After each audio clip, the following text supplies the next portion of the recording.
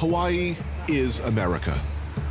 As American as anything could possibly be. Yet it also never shed what was there before, and the layers and layers that have come since. It's a wonderful, tricky, conflicted, mutant hellbroth in what, for lack of a better word, you'd have to call paradise. Nowhere's paradise. Paradises don't exist. Paradise is kind of in your head. Wait a minute. You look at your window here, you look at those hills, those mountains, all that green, that blue sky, and gin clear sea. It sure looks like paradise to me. This guy knows. He's been everywhere. He's Paul Theroux, novelist, essayist, and legendary traveler and travel writer. Of all the places he's been, all the places he's seen, he chose Hawaii to live. And he's lived here for 25 years. Does it matter that it's America? No, that's the big thing, that it is America. It has elements of the third world, the nicest elements of the third world, which is funky. There's self-respect, there's pride, there's things that don't work at all. And then it's Main Street USA, where we are now. I mean, there's PTA meetings here. They get together and watch the Super Bowl. And it's the most Main Street USA, or as much as you will find. Town is a neighborhood spot in Honolulu's Kaimuke district. And as Hawaii is the only state in the union that allows dayboat fishermen to sell directly to restaurants, the pan-roasted mahi-mahi is pretty damn good. It's not a particularly welcoming or friendly part of the world, contrary to the sort of the aloha myth. No, that's right, that's right. But no island is. Nantucket isn't. The Isle of Wight isn't. Name an island. They want foreigners in Corsica. Sicily, they want foreigners there. No way, no way. Did anyone ever come to an island with a good intention? People. No, never in the history of the world. Best case scenario, bring syphilis. Yeah. Pretty much. Yeah. I mean, at the very least. Captain Cook put his sailors ashore in Ni'ihau, which is just a little bit northwest of here. He was the first haole. And like Magellan, Hawaii killed its first tourist, and the Philippines killed their first tourist. But people who live on islands, who are born on islands, view anyone who comes ashore with suspicion.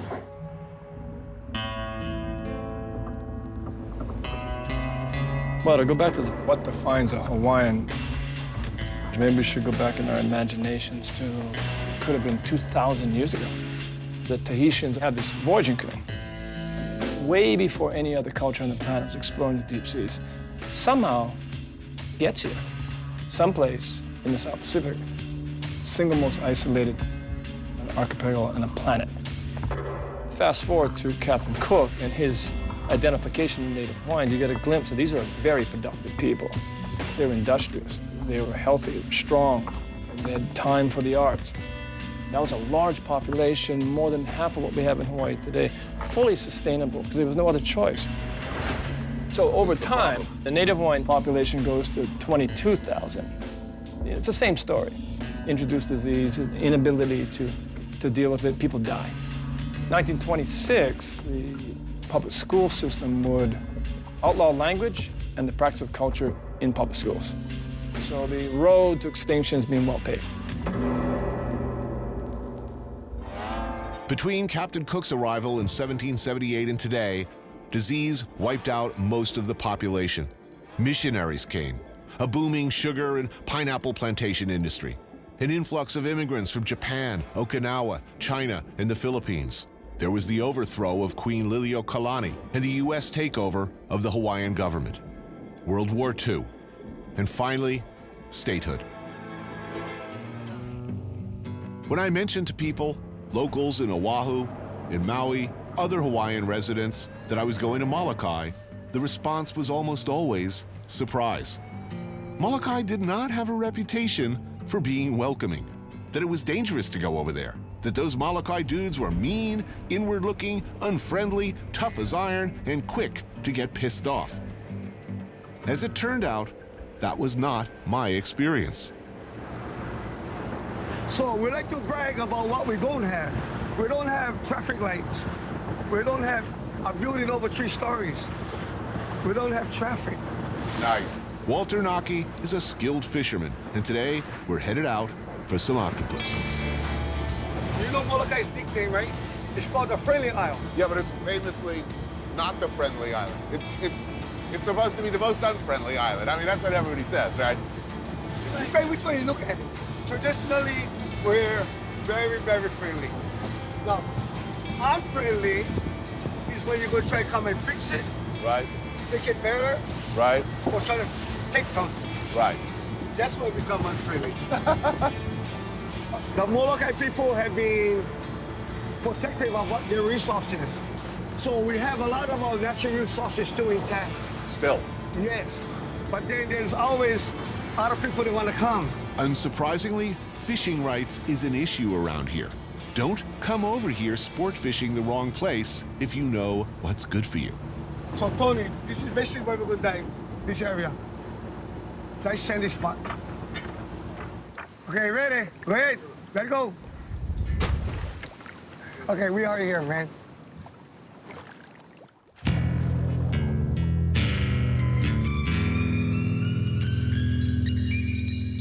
When we get into the octopus, we're gonna coach him out of his hole. So when you stick the spear in there, you're gonna make him feel he's not safe no more. When he comes running out there, you wanna stick him with a spear. Final step. Stun the struggling creature with a sharp blow from a mallet. Or if you want to go old school, bite him right in the brain. In my case, it took repeated crunching to locate the apparently chiclet-sized organ. It's gonna come to you. Take your time. This one died, eventually, as likely by exhaustion as anything else, I suspect. Yo, hero today.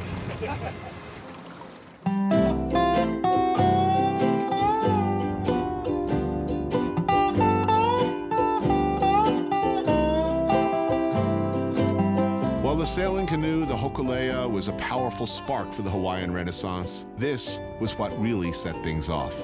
Beginning in 1941 and continuing into the 70s and beyond, the U.S. Navy had been using the beautiful neighboring island of Kaho'olawe as a bombing range.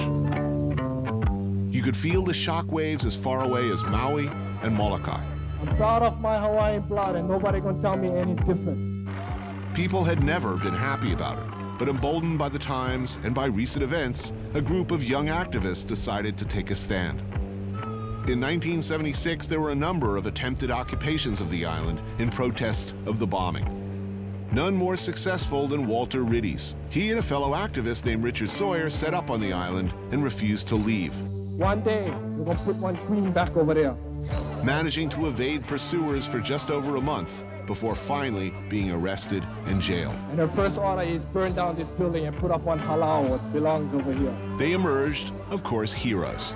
And these protests went on to inspire many others to join the movement I hope I'm still alive when that day happens, because I want to see our queen back in office. and embodied the independent spirit, the desire for Hawaiian empowerment and sovereignty that today resonates across generations.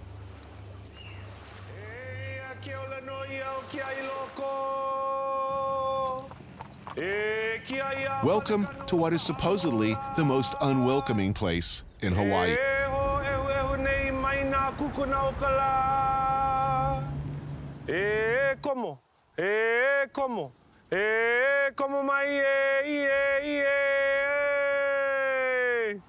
Como Mai, Anthony, come in, brother. Come into Culinary. My name is Hano. Thank you so much. Nice to meet Thank you. Please come inside. Hello? Hi. Aloha.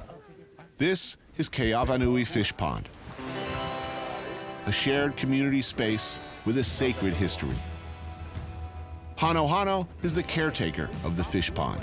He's a local community leader here on Molokai. Also here is the famous Walter Ritty. Everybody knows how valuable all of this stuff is because we can see what happened to the rest of the islands. So essentially an old school fish farm, 800 years old. 800 years old. Modernizing one old idea. And an ancient idea is as simple as feeding your community. And this, the island you're on, this place could feed over 1 million people back in the day. You hear the word again and again on Molokai. Aina, which means land, and translates to that which feeds you. Springs, mountains, rivers. These lands, these fish ponds were managed by their ancestors as a sacred trust. Here where fresh water from the mountains and fast-moving ocean waters met. Early, sustainable, clean fish farms. Something in modern times we're still struggling to figure out. Because you heard what people think about us. But the true story is that we have a place of abundance and we try to protect it. We're trying to protect all of these things that we've been able to protect for the last 30 years, and it's getting harder and harder. Every single one of these Hawaiians over here get enough evidence that the state of Hawaii, the Department of Land and Natural Resources have done a terrible job. We're not even looking for blame. We're actually looking for an agreement that from today, Right. we all gonna be pono. We're all gonna be righteous. We're all gonna be good. Our planet is in such bad shape that being environmental, being green is trending. And that's where the Hawaiians have always been. So, who gets to be Hawaiian? This is the question. Who is Hawaiian? Hawaiian is a nationality, bro. You could be Hawaiian. Really? They Come made on. they made us Don't say- ship me now. Yeah, I gotta they be. made us I say have to be Hawaiian is born our here. blood. Come on. This is a different story. I can give you the best explanation. Because you cannot be our blood. Our blood is Kanaka. You cannot be Kanaka. Hawaiian is our nationality, and you can pledge for be that. You see this what we're standing on? Our Aina. It matters so much that if you love this place and you don't want to develop it, destroy it, abuse it, we're on the same team. Yeah. If you eyeing this place and its resources as a money-making vehicle for yourself, we enemies, right? And it doesn't matter what race, religion, what sex you. If you love this place and you can malama our Aina the way we love it and our ancestors loved it, oh, we can be more than friends, but we can be family. I'm gonna aloha you. You know? True law. Beautifully played, man. Wow. That's it. Right on. Right on, bro. It's a pretty impressive spread of food for such a supposedly surly group.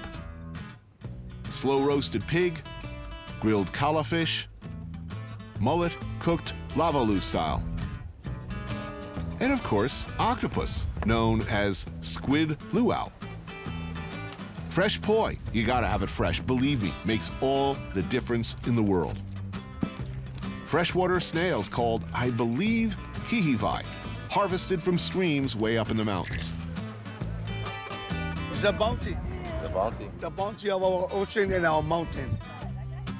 It's a squid, octopus, the one you Oh, talk that's to. octopus. Oh. Hey, well, You bit its eye. Right there, right there. I recognize you. Wahine ilikea I ka poli o Molokai no ka heke he.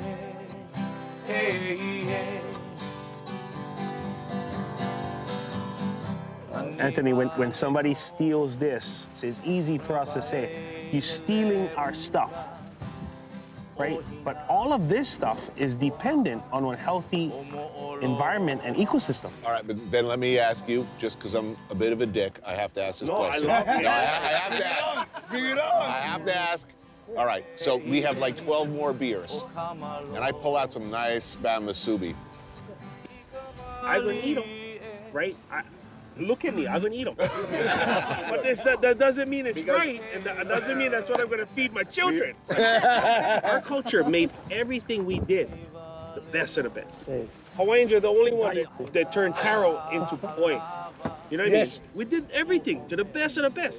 So if you're gonna introduce spam to us, we're gonna do them the best. You introduce Christianity to us, we're gonna do them the best. Whatever you introduce to us, we're Our gonna do them the best. Christianity is better than yours. I love it. You know we got So you've really disappointed me. You in no way lived up to your reputation as mean, unwelcoming, inward-looking, hostile. Come on, admit it. It's a calculated strategy. It is. And I'll leave with a message. If you're watching this show, I hope your heart is swelling with admiration. But bottom line, don't come here. Yeah. Yeah! Wahine ilikea I ka poli o Molokai no ka heke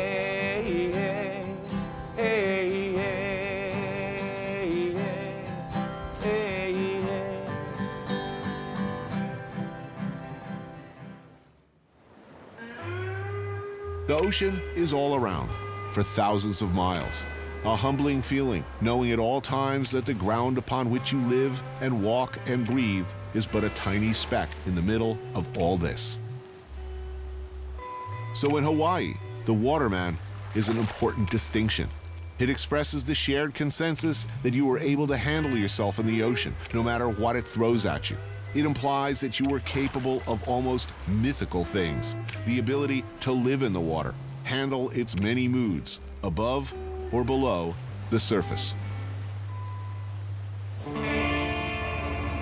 Meet Uncle Ross, waterman, a canoe surfing legend and generally accepted ambassador of the aloha spirit.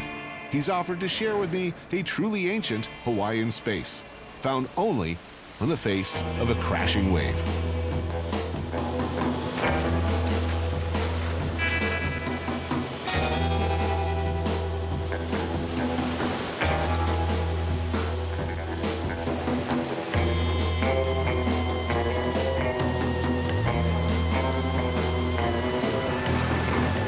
Surfing, a life connected to the ocean, and spending time with family and friends on the beach are some of the cornerstones of Hawaiian life.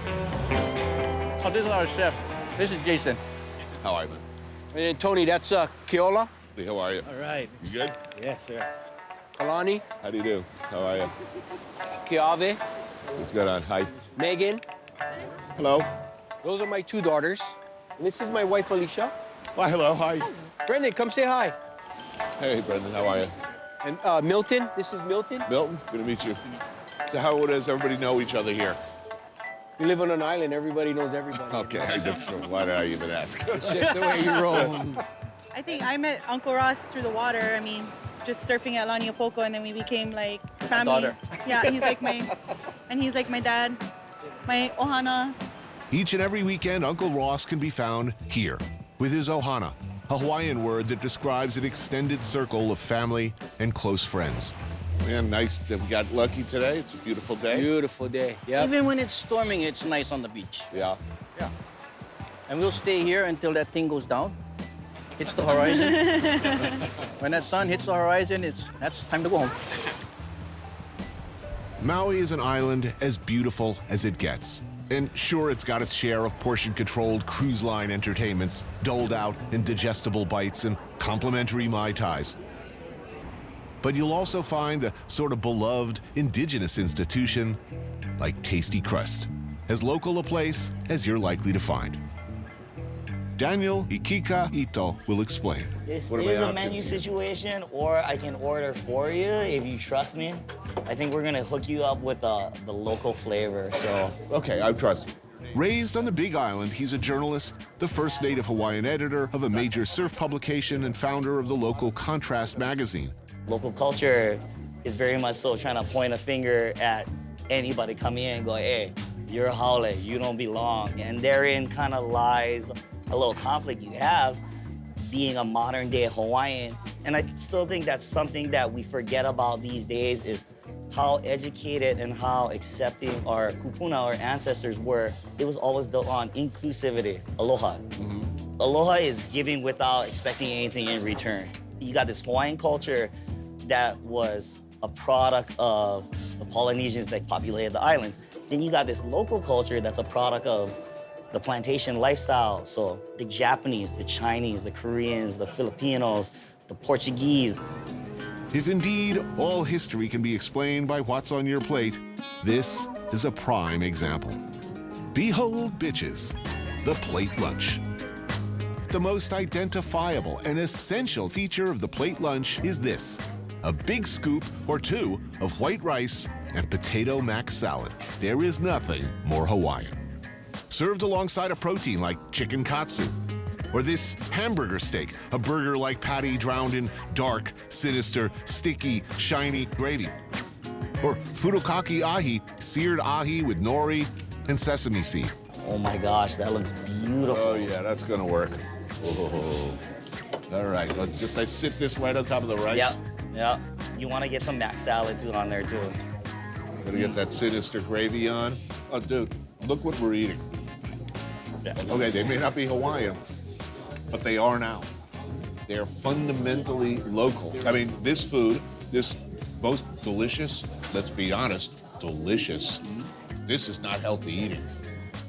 And we're kind of paying the price for it right now in the health of the state, which is terrible. As I take a bite of hamburger and Yeah, brown but it's, gravy. like I said, it's just so good. If you really want to do Hawaii right, you got to give back. And that's a power that Hawaii and the Aina still has, is if you show aloha and you give without asking, the Aina is going to recognize it and it's going to shower its blessings upon you. So, you think traditional Hawaiian culture and lifestyle has a chance against the modern world? I think so. The beautiful part about my ancestors is they realized there was a limited number of resources where they lived, so they observed nature to the best possible they could to figure out what were the cycles and how do we preserve this resource. Hawaiian culture can teach the whole world something that it needs to know is we all live on an island and we are all part of the same community. Let's all show aloha to the Aina and let's show aloha to everybody else as well.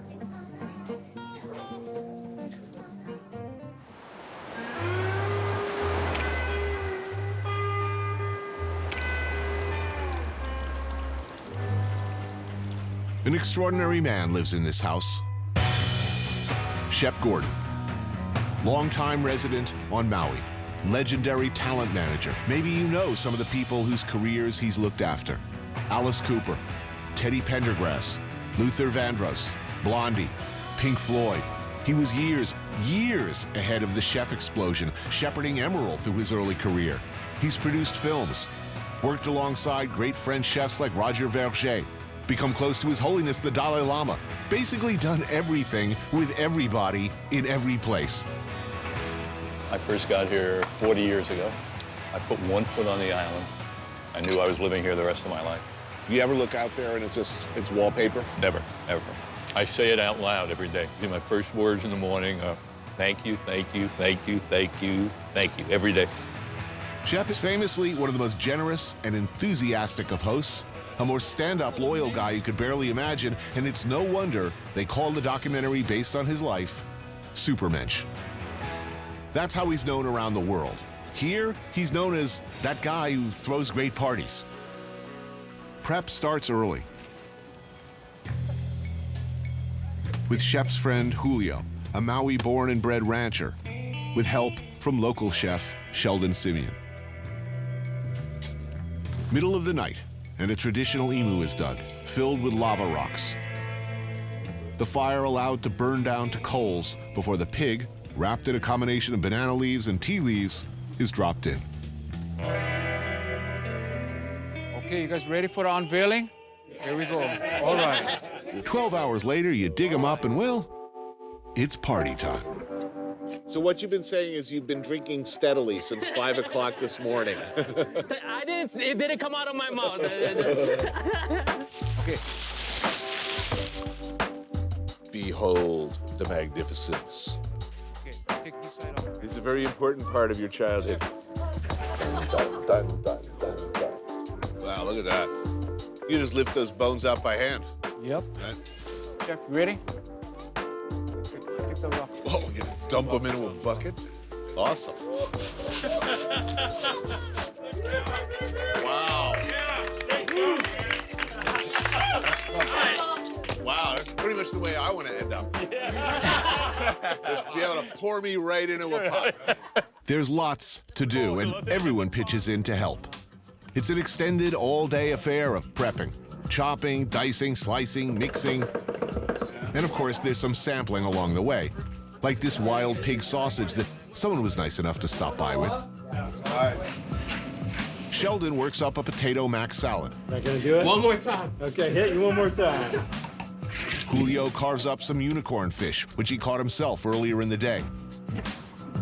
Chef Mark Tarbell stuffs a couple of fresh red snappers before throwing them in the oven. There's poi pounded fresh out back. And somewhere, pig's foot soup is happily bubbling away. Here, try this chili pepper water. Chili pepper water. Wait a minute, why do I want to do this? There's chili pepper water, used for dipping or taken as an auxiliary shot for regularity or boner medicine or whatever. Oh yeah, there's also Spam noodles. There is no party without Spam. By dinner time, the beer, wine, and festive beverages have been flowing for hours. Also, moods have been adjusted in a completely natural way, indigenous to the islands, of course. How about Julio and the pigs? Yes. Oh, man. I've cooked a lot of pigs. I ain't never seen one poured into a pot neatly. That's what I love. This is what we do in the islands. That's what it's all about. And always bring the Ohana, bring the family, bring the kids. You know, you rarely ever see a party where there aren't kids. Ohana means family. Extended family. Extended family. Yeah, like you're now Ohana to everybody here. Yeah. Ohana means if you're going to be a family, we can borrow money from you. And as happens, I've come to find out, things end up in the most natural, just kind of happens way. Song and some dancing.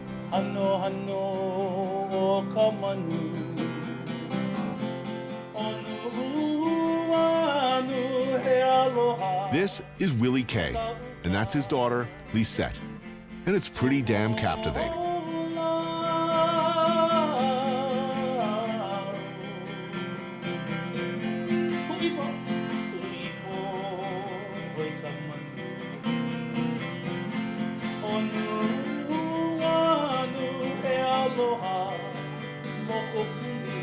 It's getting near the end for me, and I look over at Shep and I see a happy man surrounded by friends, by family really, his Ohana.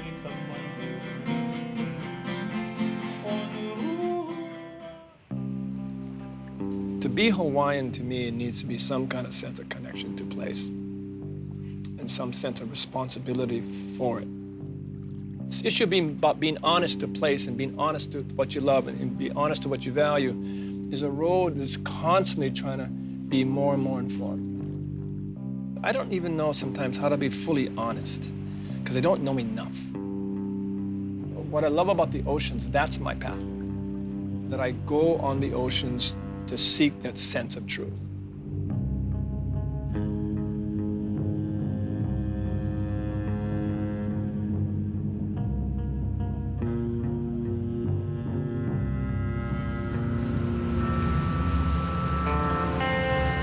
They said I could see whales, like close up. And I had reasons for optimism.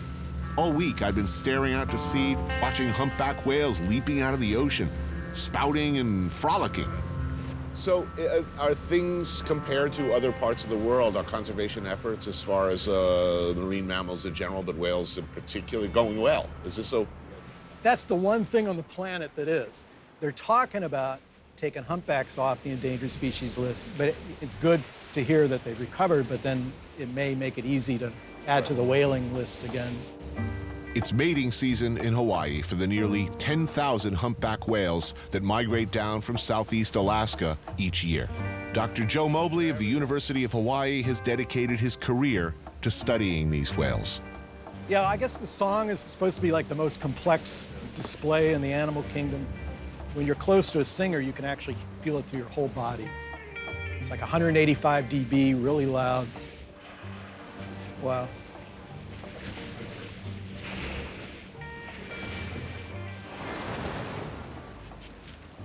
They don't mind us at all, do they?